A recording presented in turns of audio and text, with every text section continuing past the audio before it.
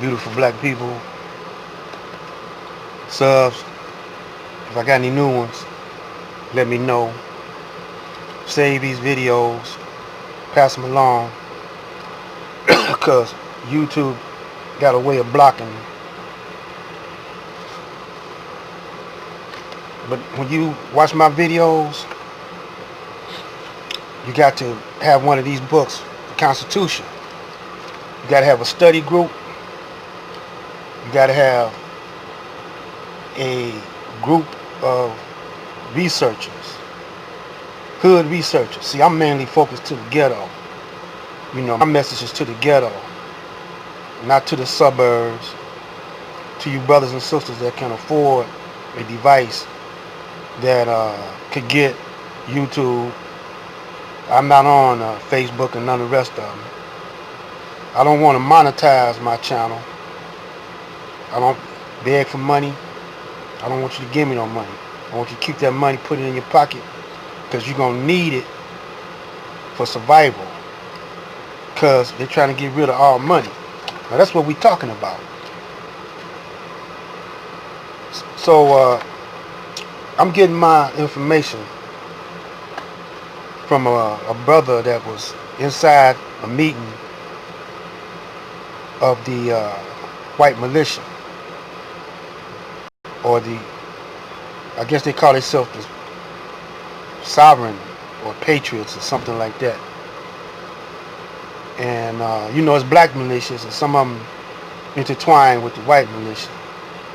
And these are transcripts I got called the redemption papers. And I got this about 30 years ago. Yeah, about 30 years ago. I'm just going to read some of the statements. It says, consider the following. The United States is bankrupt. It has been since 1933. The government has no gold or silver as required by law. Now, I know y'all aware that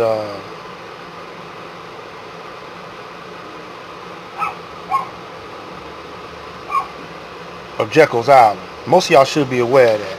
But I'm not going to go into that right now. Let me finish, because I only have about 9 minutes on each video to tell you what I got to tell you. So the government has no gold or silver as required by the Constitution. The only assets left is the people. So how does the U.S.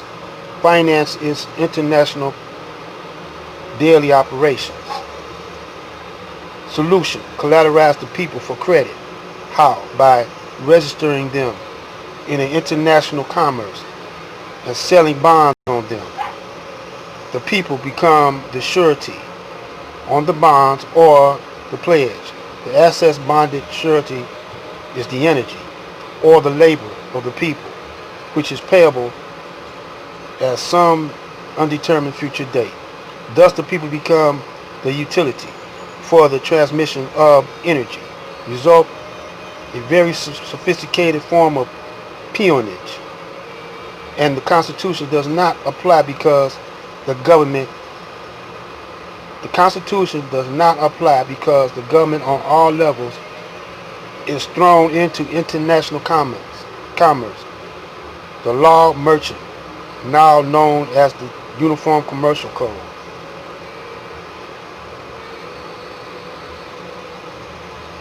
I'm not going to go into any more right there. Let's see.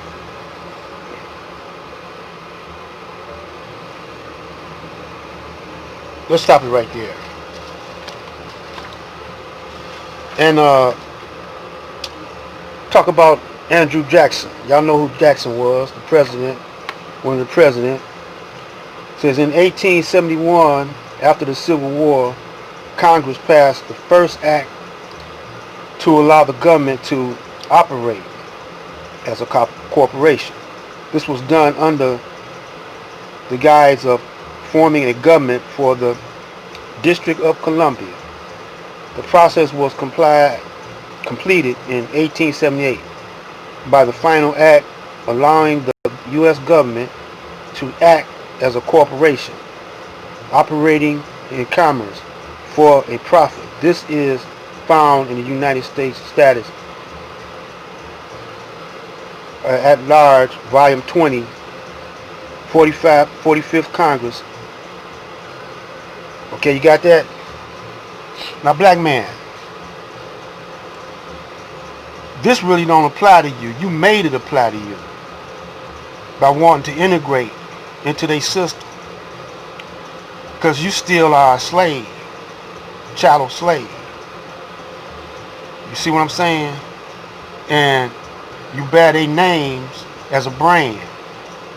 This is why the Honorable Elijah Muhammad told you to get a Muslim name. Now, reason why the government don't want you to hook up with Muslims, they're afraid of the Muslims. See, because Allah is a black man. He a God. He a black God. Now y'all say, well, Master Farad Muhammad look white. Well, y'all know that the black man can produce the blackest of black and the white of white. You know, all of it come from us. But they still black. And besides, the Caucasian at one point passed a law saying that if you got a drop of black blood in you, you black, and you could be sold as a slave. So now, if Master Farad Muhammad was back in those slavery days, and they found out that his father was black, even though he had a white mama, I don't care how white he looked, he would have been a slave. But we're not going to get into that. We're going to get into, under executive order, the president issued April 5, 1933, all persons are required to deliver on or before May the 1st, 1933, all gold coins, gold bullions, and gold certificates now owned by them to the Federal Reserve Bank branch or agency, or to any member bank of the Federal Reserve System. Gold certificates may be identified by the word gold certificates. Now see, now you got, instead of gold certificates, you got the Federal Reserve note. See, they don't teach all this in school. This comes from my 74 years of being on the planet, hanging around the right people at the right time, learning all the knowledge that I can, both illegal and legal. 720, 360 degrees of righteousness, 360 degrees of evilness. So that adds up to 720. Around and around we go. So this is why the white man got to your woman, because the woman teaches the children. The woman's job is to birth, to carry the baby for 9 months. Don't forget, while she's carrying the baby is observing and learning, even while in the mama's belly. And for 9 months, the baby has enough knowledge to acquire life. So now she's in another dimension, or the baby's in another dimension, see? Under the guidance of mother and father. But who is guiding mother and father? Is Allah guiding mother and father, or the devil is guiding mother and father?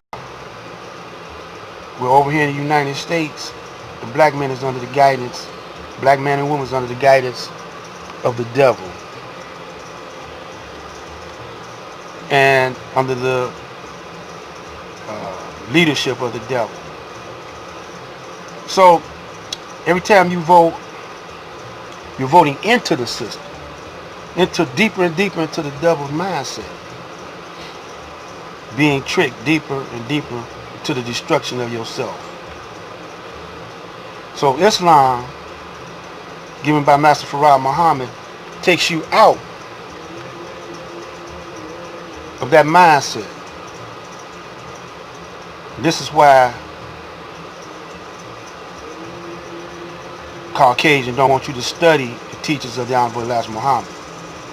You don't care about them Orthodox Muslims. This is Black Light.